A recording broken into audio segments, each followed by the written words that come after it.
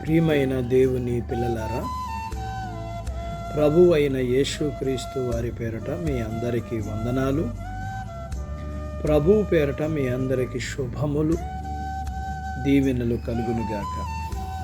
ఈ ఉదయకాలం పరిశుద్ధ గ్రంథం నుండి దేవుని వాక్యాన్ని చదువుకుందాం. యోహాను సువార్త 6వ అధ్యాయము 37వ వచనం చదువుకుందాం.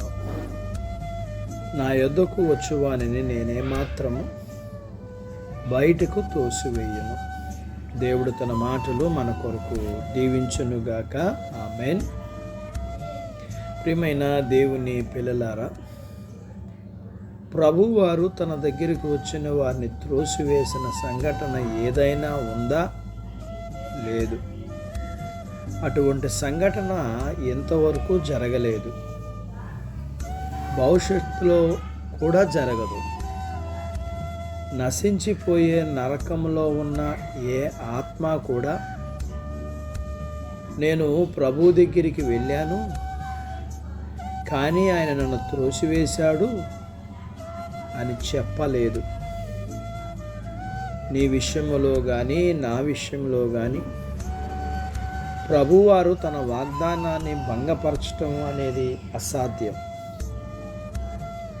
ఆయన నిన్ను త్రోసివేస్తాడన్న ఆలోచన కూడా మనసులోనికి రానివ్వకూడదు.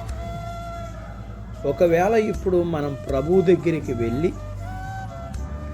ప్రస్తుత లోకంలో జరుగుతున్న చెడుతనం గురించి చెబితే ఆయన మన మాటలు తృణీకరించడు,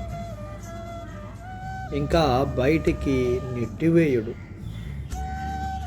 ఈ విషయాన్ని ఖచ్చితంగా మనం చెప్పగలం. మనలో చాలామంది తరచూ వెళ్ళేవారు, ఏనాడు వెళ్ళని వారు కలిసి ఆయన దగ్గరికి వెళ్ళడం,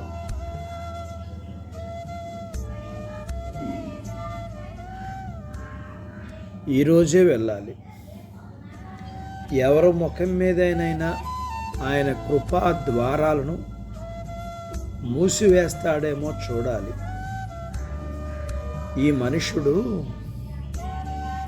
పాపులను చేర్చుకుంటాడు, ఆయన ఎవరిని త్రోసివేయుడు.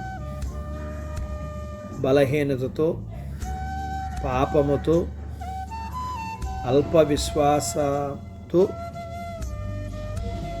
అజ్ఞానముతో, నిరీక్షణ లేకుండా మనం ప్రభువు దగ్గరికి వచ్చినప్పుడు ఆయన మనలను త్రోసివేయుడు. తెలిసి తెలియని ప్రార్థనతో,